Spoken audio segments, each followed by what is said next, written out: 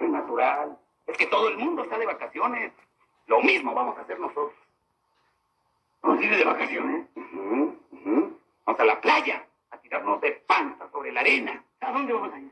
¿A Acapulco? ¿A Veracruz? ¿Puerto Vallarta? A las Islas Marías. Muchachos. ¿A las Islas Marías? Sí, Chompico. Es que no tenemos dinero para más. Claro que las Islas Marías es un penal donde no habrá muchachas en bikini, pero hay guardias en uniforme.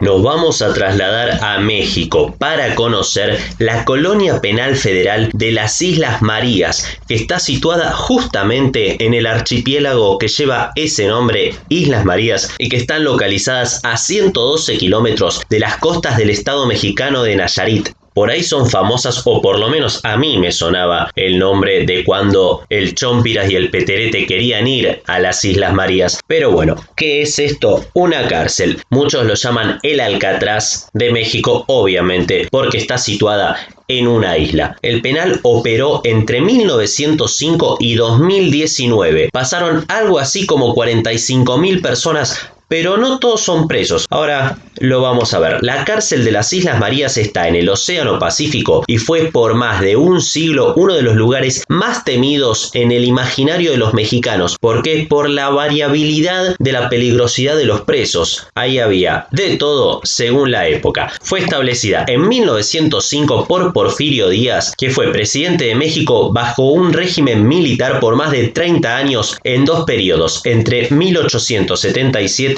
y 1911. La prisión se estableció en María Madre, que es la más grande de las islas del archipiélago y que tiene abundante vida silvestre. A lo largo de los años, y como dije antes, había presos más peligrosos que otros. También hubo mujeres, aunque fueron siempre en menor número. Los primeros reclusos cayeron por delitos como robo o circulación de alguna moneda falsa o simplemente vagancia. Es más, una estadística al año 1931 decía que de más de 800 colonos, como ellos le llamaban a los presidiarios, solamente 39 tenían una condena judicial. Los demás habían sido llevados de manera arbitraria. Pero bueno, en las Islas Marías hubo dos hechos determinantes que cambiaron la organización del penal. Entre 1929 y 1931 se realizaron algunos cambios, algunas modificaciones en el Código Penal y empezaron a enviar a los presos de más alta peligrosidad. También se enviaba a los presos políticos, a los comunistas y a los cristeros. ¿Qué eran los cristeros? Un ejército conformado por católicos mexicanos que participaron en la Guerra Cristera entre 1926 y 1929 contra el gobierno de Plutarco Elías Calles. El otro hecho determinante ocurrió el 30 de diciembre de 1939, cuando por un decreto de Lázaro Cárdenas se autorizó a los prisioneros a convivir con sus familias y dio inicio a una sección en que los reos iban a purgar la sentencia en el penal con su esposa e hijos en muchas ocasiones, y como la seguridad de la familia tenía que estar garantizada, no podían ingresar al penal delincuentes sexuales ni psicópatas. Eso cambió un poco las características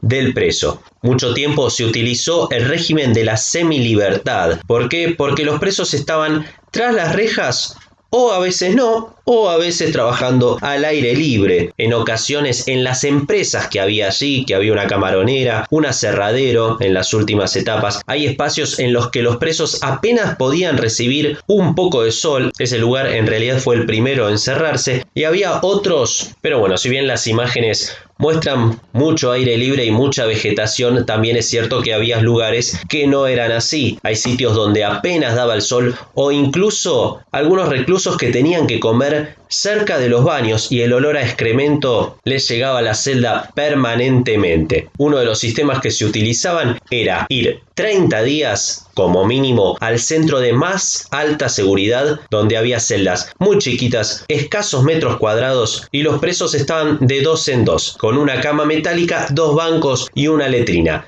ahí pasaban el primer mes y después iban a ser clasificados para ser derivados a los otros complejos. Justamente ese lugar fue el primero en cerrar. Pero no nos adelantemos. En el año 2013 sufrió uno de los actos más violentos esta cárcel. En el mes de febrero los presos se rebelaron porque eran muy maltratados y decían que la comida y el agua era insuficiente y de pésima calidad. Murieron 5 presos y un custodio, según la información oficial. Había también muchas historias de intentos de fugas o probables fugas. Una de las más sonadas fue en 2011 cuando 6 presos de entre 28 y 39 años improvisaron una balsa con bidones de plástico y madera y consiguieron alejarse 30 kilómetros de la isla, pero bueno, finalmente fueron capturados. También se comenta que hubo algunos reclusos que decidieron irse a vivir a las zonas más salvajes de la isla para escapar de las autoridades y que se adaptaban a la vida silvestre, u otros que directamente no querían irse porque querían seguir viviendo en la isla. Lo cierto es que la cárcel contaba, según la versión oficial, con el modelo de reinserción social que pretendía el Estado de México, justamente porque por esto último que yo les decía, muchos se querían quedar en la isla o por lo menos eso manifestaban. Por eso el cierre del penal que anunció el presidente López Obrador y que finalmente terminó dándose en el 2019 fue resistido por algunas personas. Muchos consideraban que era un error porque se lograba una verdadera reinserción social. La verdad que el ambiente es bastante bueno. Había un sistema de recomendación para los distintos trabajos. Había una disciplina, casi un entrenamiento de levantarse temprano, de bañarse, de desayunarse, de ir a trabajar y después a la escuela o alguna otra actividad para una posterior recomendación a alguna empresa cuando salieran en libertad. ¿Cuál es el motivo del cierre? Bueno, lo sabrá más que nadie el presidente mexicano, pero lo cierto es que el costo por preso era muy elevado, aproximadamente unos $146 por día por cada preso. Y sí, la verdad que es muy elevado. Finalmente, en el 2019 fue desalojada y finalmente cerrada la cárcel de las Islas Marías. ¿Qué se va a abrir en ese lugar? El Centro Cultural Muros de Agua. Ese será un centro para la recreación y la protección del medio ambiente, donde no se van a permitir construcciones, pero sí algunas visitas, algunos viajes de 2 horas desde las costas del Pacífico. ¿Por qué se llama Muros de Agua? En recuerdo a la novela de José Revueltas. ¿Quién fue José Revueltas? Y nunca mejor aplicado el apellido. Un preso de las Islas Marías que estuvo entre 1922 y 1935 ahí por ser comunista. En realidad estuvo en 2 confinamientos. En 1968 fue detenido por su participación en un movimiento estudiantil, pero fue confinado a otra cárcel, la de Lecumberri. Otro de los presos famosos fue la monja Concepción Acevedo de la Llata, o la Madre Conchita como se la llamaba. Desde 1929 a 1940 estuvo acusada de ser la autora intelectual del asesinato de Álvaro Obregón, además de acusaciones de conspirar a favor del movimiento cristero